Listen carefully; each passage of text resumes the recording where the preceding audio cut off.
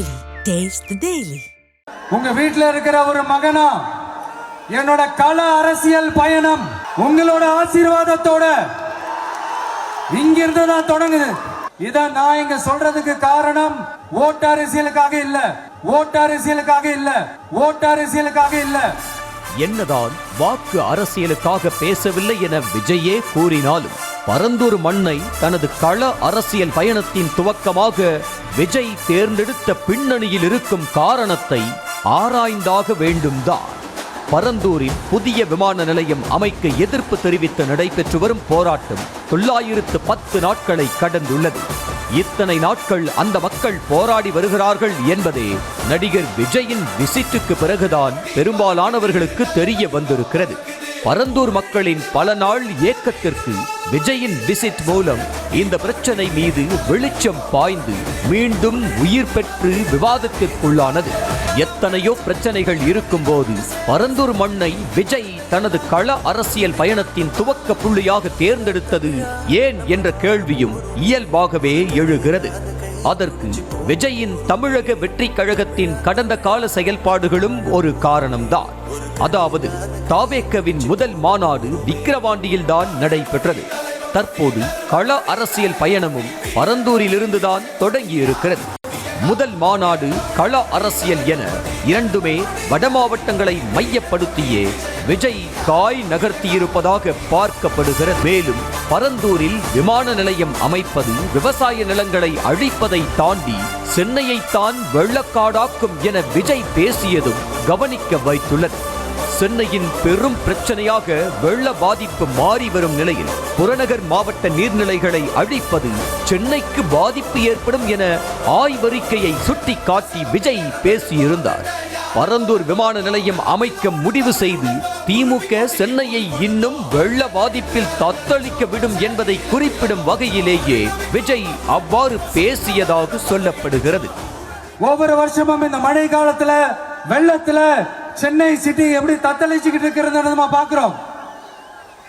இப்ப ரீசன்ட் டைம்ல எடுத்த ஒரு அறிவியல் ஆய்வுல இப்படி ஒவ்வொரு வருஷம் சென்னையில வர ஃப்ளட்டுக்கு காரணமே இங்க இந்த சுற்றுவட்டார பகுதியில் இருக்கிற சதுப்பு நிலங்களை நீர்நிலைகளை அழிச்சது தான் சொல்லுது. இப்படி ஒரு சூழல் இருக்கும் போது 90% ஆஃப் விவசாய நிலங்கள் 90% ஆஃப் நீர்நிலைகளை அழிச்சு இங்க இந்த பரந்தூர் விமான நிலையத்தை கொண்டு வரணும்னு எடுக்கிற அந்த முடிவை எந்த அரசா இருந்தாலும் அது மக்கள் விரோத அரசா தான் இருக்க முடியும். வட மாவட்டங்களில் வன்னியர்கள் பட்டியலின மக்கள் அதிக அளவில் வசித்து வரும் நிலையில் விஜயின் காய் நகர்த்தலும் வன்னியர்கள் மற்றும் பட்டியலின மக்களை குறிவைத்துதான் இருப்பதாக சொல்கிறார்கள். கட்சி அறிவிப்பை வெளியிட்ட பிறகு முதலில் அம்பேத்கர் பிறந்த நாளுக்கு விக்கிரவாண்டியில் உள்ள அம்பேத்கர் சிலைக்கு தாவேக்கவினர் மரியாதை செலுத்தியது வன்னிய சமூக கட்சியாக பார்க்கப்படும் பாமகவே முன்னிறுத்தாத சுதந்திர போராட்ட தியாகி அஞ்சலை அம்மாளை கொள்கை தலைவராக ஏற்றுக்கொண்டது மாதிரியான நிகழ்வுகளை பார்க்கும்போது விஜய் முன்னெடுக்கும் வாக்கு வங்கி அரசியலை தெளிவாக புரிய வைப்பதாக சொல்கிறார்கள். வட மாவட்டங்களில் விசிக பாமக பலமாக இருந்து வரும் நிலையில் அந்த கட்சிகளின் வாக்கு வங்கியை தான் முதல் டார்கெட்டாக விஜய் வைத்திருப்பதாக சொல்லப்படுகிறது. நீங்க உங்களோட வசதிக்காக அவங்களோட நிக்கிறதும் அவங்களோட நிக்காம இருக்கிறதும் நாடகம் ஆடுறதும் நாடகம் ஆடாம இருக்கிறதும் அது சரி, நம்புற மாதிரியே நாடகம் ஆடுறதுல தான் நீங்க கில்லாடிங்களாச்சு. விசிக பாமகவின் வாக்கு வங்கியை கைப்பற்றுவதை தாண்டி வடமாவட்ட அரசியலில் விஜய் ஆதிக்கம் செலுத்த நினைப்பதற்கு இன்னொரு காரணமும் இருக்கலாம் என சொல்லப்படுகிறது. திமுக முதலில் கட்சி தொடங்கி தேர்தலை சந்தித்த போது வடமாவட்டங்களில்தான் அதிக வெற்றி கிடைத்தது. அதோடு 2005ஆம் ஆண்டு கட்சி தொடங்கிய விஜயகாந்தும் முதலில் வடமாவட்டத்தில் இருக்கும் விருதாச்சலம் தொகுதியில் தான் களம் கண்டு வெற்றி பெற்றார்.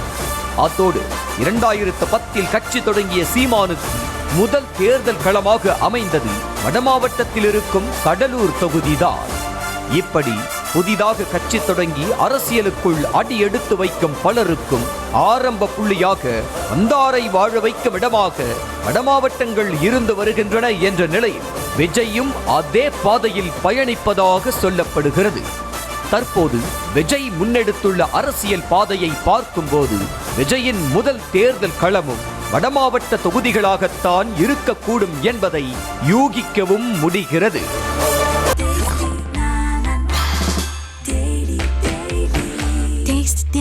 Taste the Daily.